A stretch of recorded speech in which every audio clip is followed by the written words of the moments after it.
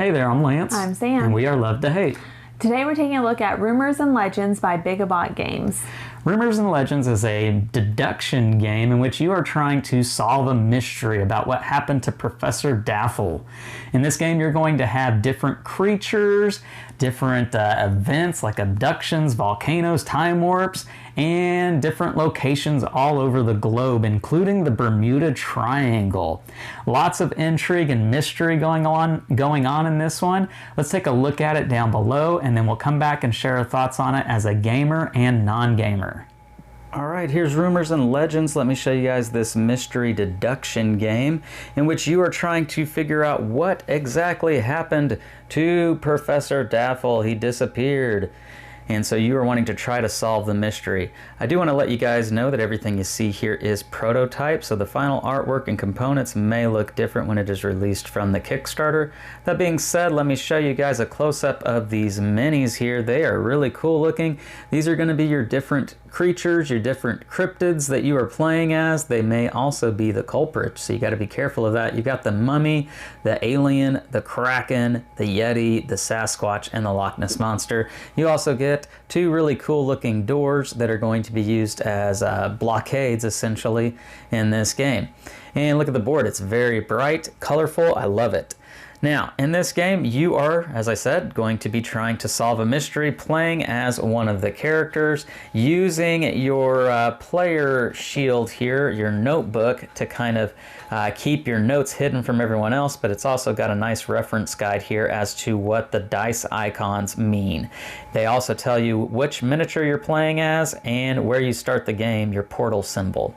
Now, in this game, a turn is very simple. First, you're going to roll this die to determine who gets to go first. In this case, that would be the Loch Ness monster, and so they would get to go first.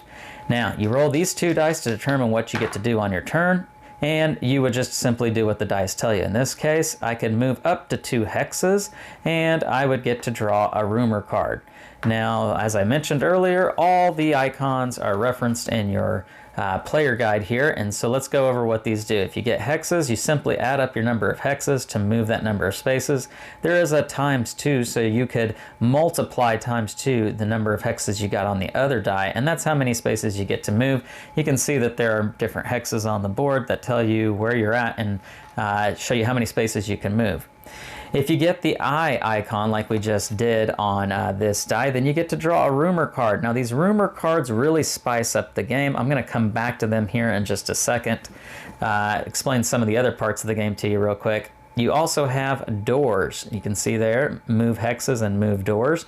If you get the doors, that's going to allow you to move one of these doors. And essentially, like I said, they're blockades. They keep other players from being able to go to places. If I place it right there, nobody can get into Roswell, New Mexico, at least not through this entrance anyhow. And that door stays there until somebody moves it. The other icon that you're going to come across in this game are these triangles, and you want to stay away from the triangles because that will send you to the Bermuda Triangle here.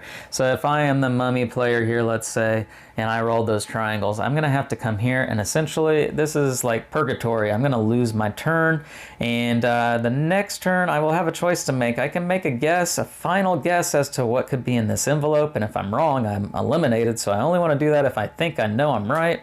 Or otherwise I can roll the portal die and start my turn from that spot there, and the game would continue for me from that point forward. Now, that's the gist of what you're going to find on these die icons, but let's talk about what exactly you are trying to accomplish. Well, if you, on your turn, if you are able to get yourself to one of these locations, such as Loch Ness, Scotland, for instance, then you're going to make a hypothesis. At the beginning of the game, everyone is dealt some legend cards, and these cards are going to have one for every creature, one for every location, and one for every type of way that Professor Daffle could have been kidnapped and had something bad happen to him. And you are trying to find the exact combination that are in this envelope, because there's one for each one, and you're trying to deduce which ones are in here by marking off the ones that you were dealt at the beginning of the game, as well as what you are able to find in other players' hands throughout the course of the game. So when you get to a location, you are going to make a hypothesis. You're going to say that I think it was the alien in Loch Ness, Scotland. And we're just going to say that it was a black hole. That the aliens had something to do with a black hole that sucked up Professor Daffle. And you would go ask the players around the board, starting with the player on your left, you would say, can you prove me wrong? And if they had one of those 3 cards, just one, they would show you any one that they might have had that can prove you wrong, such as, let's say they had the alien card. They would show you aliens, and you would mark off aliens on your sheet. If they didn't have any of those cards, you would go on to the next player and the next, so on and so forth, until somebody showed you one to prove you wrong. If on your turn, instead of you wanting to make a hypothesis, you think you know the correct answer, then you could say, you know what, I'm going straight to the Bermuda Triangle. I am going into that jail cell there because I want to make my final guess. And if you think you know it, you might do so. And if you are correct, you win the game. Otherwise, if you are wrong, you are eliminated and you don't get to win the game, but you do still partake in proving people wrong and showing them the cards in your hand. Now back to these rumor cards here. I told you earlier, if you roll that eye, you get to draw a rumor card. These cards are going to let you spice up the game, letting you to look at some other cards from other players' hands. They're going to allow you to change places with other players. Maybe everyone has to reveal cards to other players.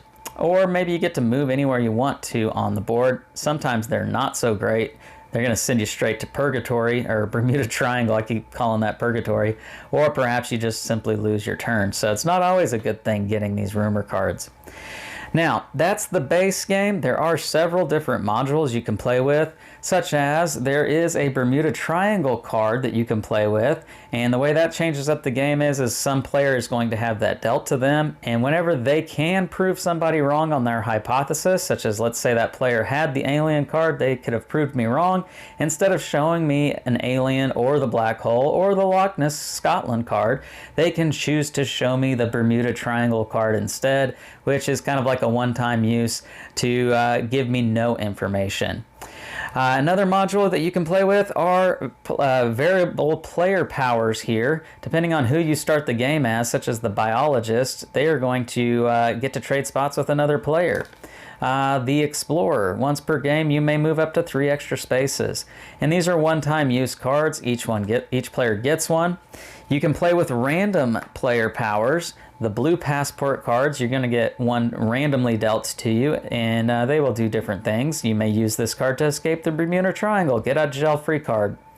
Once per game, you may take an extra turn. That is very handy, especially if you think you're closing in on the correct answer. And then the last module, my favorite one, is the clock here, because at the beginning of the game, you're going to determine a number of turns that you have to solve the mystery by. If this clock strikes midnight and you haven't figured it out, oh well, you get one final guess, and if you're right, you win, and if you're wrong, you lose. And if everybody is wrong, then you just play the game all over again. So I really like this. I think that's a unique way to really make everybody have to take extra careful about their turns and not dilly-dally around. So there you have it. That's what you have here with Rumors and Legends. Let's go back up top and share our thoughts on this one. All right, we're back. And now we're going to share our thoughts on Rumors and Legends as a gamer and non-gamer. And I do want to let you know this is running on Kickstarter. So after you watch our video, please check out the link down below in the description of this video to see it on Kickstarter. So Sam, what do you think about this one? It's definitely an interesting setup. It's very reminiscent of playing Clue. You have the deduction aspect of it, but very different. You're not in a house. You're going to different locations. You're going to locations that in history have kind of signified eerie paranormal stuff. You have the Bermuda Triangle. You have, what are some of the other ones? Oh, you have Roswell, New Mexico, the Himalayas. And then you have completely different suspects. You have aliens, you have Bigfoot, or Sasquatch, yeah, the Yeti, and then you have abduction or time warp. Yeah, it just very it brings a classic game that most of us know how to play, and just adds some really different. And I like it. Yeah. That paranormal X-Files-esque touch on this game is just really cool. It's really unique. Plus you have those enlarged giant minis of the different characters that are very detailed, and it just looks cool on the table. Those doors even look really cool in my opinion. Yeah. And moving things around is just a very tactile, nice feel to this game. And like you said, Sam, this is very reminiscent of Clue, a game which most everybody knows. Clue for North American folk, Cluedo for most people around the world. But yeah, just it brings it to this day and age. Modern time frame, yes, absolutely. And they've done a lot of different rules, twists, and modules added into this that it doesn't feel exactly like Clue. It's not the same. It's just it has that deduction. It has that you're trying to figure out who, where, and what. Yeah. Yeah. And so for me, this is a game that I'm going to break out and play with when I hear somebody say, I like mystery. I like trying to solve something. I like to try to be the first person to figure it out before anyone else.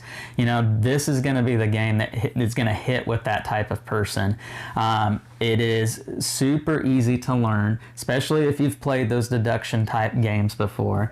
It's going to feel right at home, and it's going to have that intrigue because I think most everybody, when you see aliens or when you see Sasquatch or the Yeti or Loch Ness Monster involved in it, that it automatically piques that interest, that creepy vibe interest. And so for me, this is something that just really hits well with me. Yeah. Sam, you as a non-gamer, how did you feel about getting into this, trying to learn the rules and trying to just figure out how to do well in this? I mean, it was pretty easy to understand. Our 9-year-old played with us, and he actually did pretty well. I think with the younger crowd, the part that you just need to make sure is that they're, I guess, writing down the correct things. He had a lot written down. Yeah.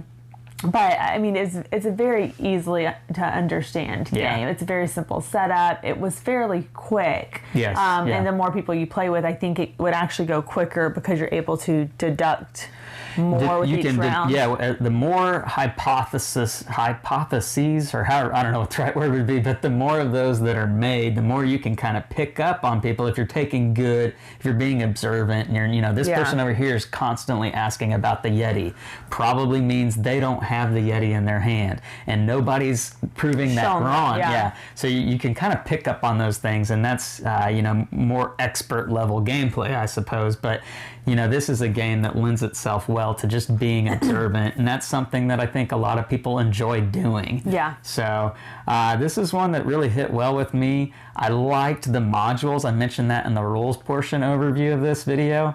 The different modules, with the passport cards and the clock. I really enjoyed the clock. Let me ask you about that real quick, Sam. Just that feeling of not only do I need to be the first person to solve this mystery, but I need to be mindful that there's a clock counting the game down. I think it's a good thing because I think sometimes these games, especially with lower player count, could go a little long. Could drag on. So it has a definite end. Like whether you figured it out or not, there's an end to it, and I think that's a good thing. And it adds just enough pressure and not panic, but enough of that urgency to want you to have to really think hard and make some choices. And maybe you're not 100% sure. You might have to go 50-50 on one thing. I've narrowed it down to 2 and I've got 50-50 here. That's a fun experience, I feel like. So that's Rumors and Legends.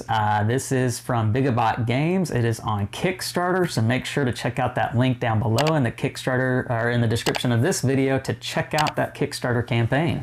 Make sure to like and subscribe and push that bell button so you get notifications of all our new content. I'm Lance. I'm Sam. And we are Love to Hate, where we try to bridge the gap between gamers and non-gamers. We'll catch you next time.